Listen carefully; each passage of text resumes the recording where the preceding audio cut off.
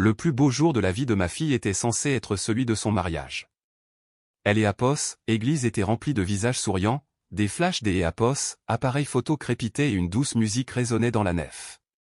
Tout le monde pensait assister au début des un avenir radieux. Mais personne n'est à remarquer le petit bout de papier que ma fille a glissé dans ma poche pendant que nous remontions allez. Personne n'est a vu ses mains tremblantes. Personne n'est a vu la peur cachée derrière son sourire. Et quand et finalement déplié ce mot plus tard dans la soirée, mon cœur est presque arrêté car, écrite de la main de ma fille, il y avait 5 mots qui ont tout changé. 5 mots qui ont fait réaliser que ce mariage que tout le monde célébrait était peut-être en fait le moment précis où ma fille avait besoin des être sauvée. Mais le temps que je comprenne ce que ces mots signifiaient, il était presque trop tard.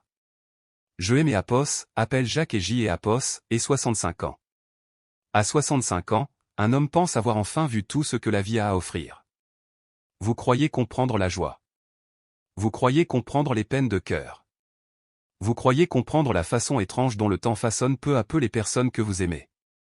Après tout, à cet âge, vous avez assisté à assez de mariages, des enterrements, des anniversaires et de paisibles repas du dimanche en famille pour penser que la vie est née a plus aucune surprise à vous réserver.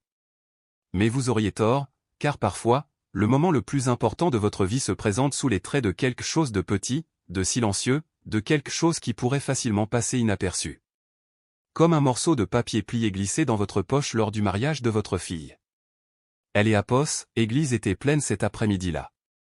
Des roses blanches bordaient allée centrale, leur doux parfum flottant dans air chaud de été.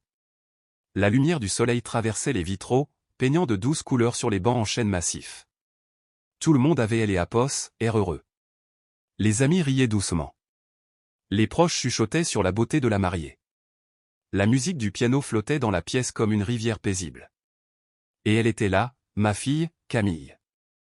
Elle se tenait au bout de allée dans une robe blanche qui scintillait à la lumière, tenant un petit bouquet de lys, les fleurs préférées de sa mère.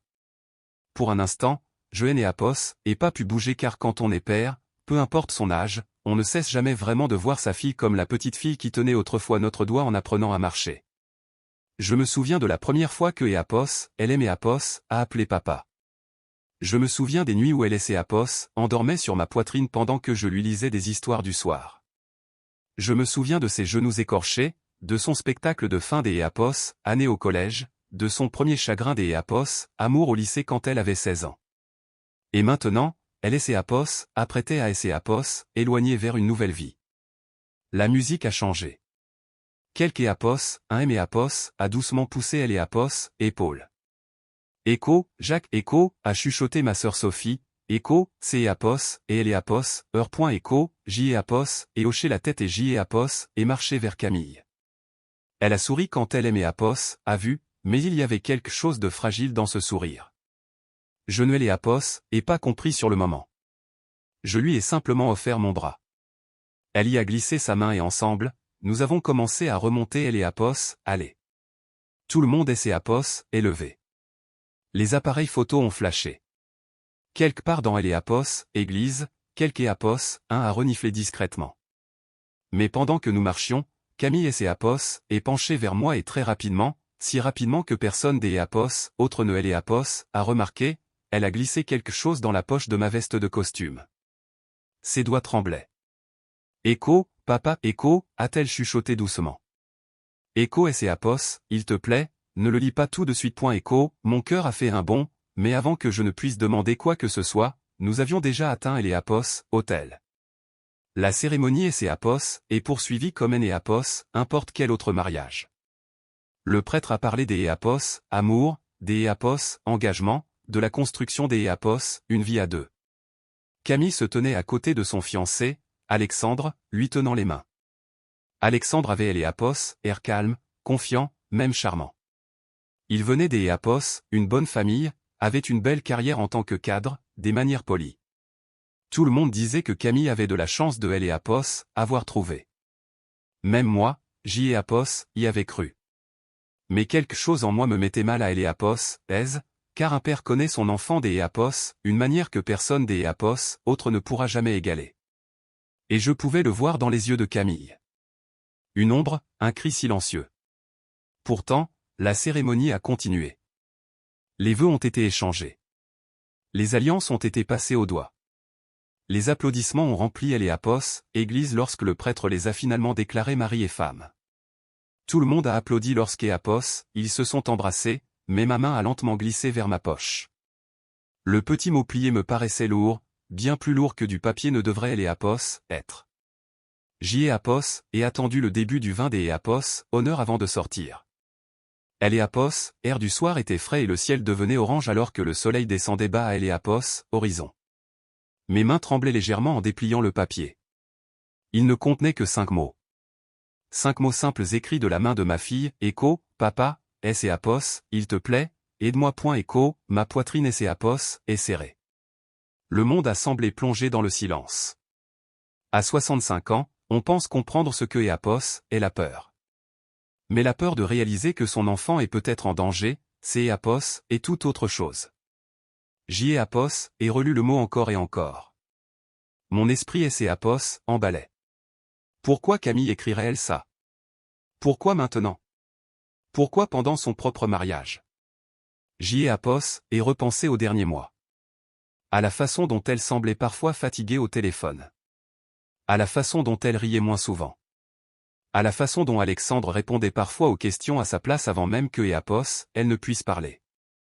De petites choses, des choses que J et Apos avaient ignorées, des choses que je regrettais maintenant des Éapos avoir ignorées. J'y ai Apos, et replié lentement le mot et je Eléapos, et glissé dans ma poche.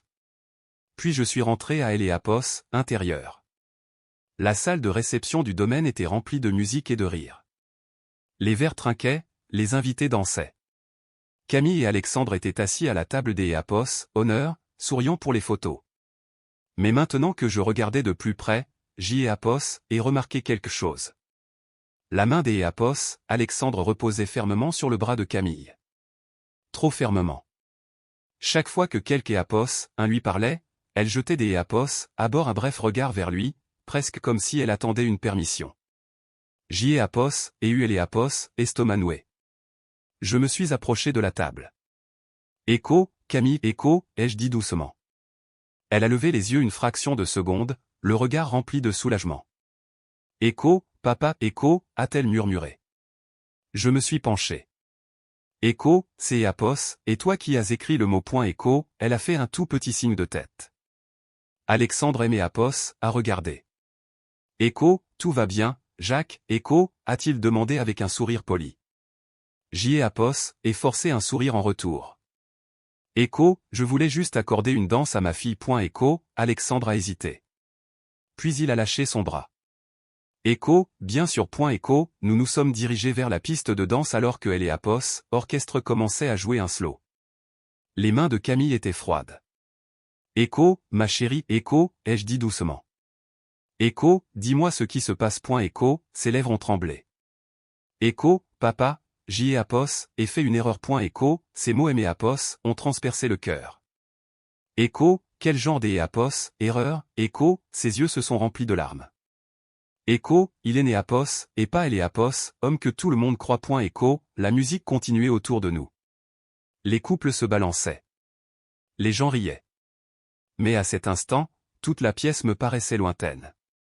Écho, comment ça, écho, ai-je demandé doucement. Elle a pris une inspiration tremblante. Écho, Alexandre contrôle tout. Mon téléphone, mon argent, les gens que je vois. Écho, ma mâchoire Éapos, est contractée. Écho, est-ce que Éapos, Éapos, a fait du mal. Écho, elle a hésité. Puis elle a chuchoté.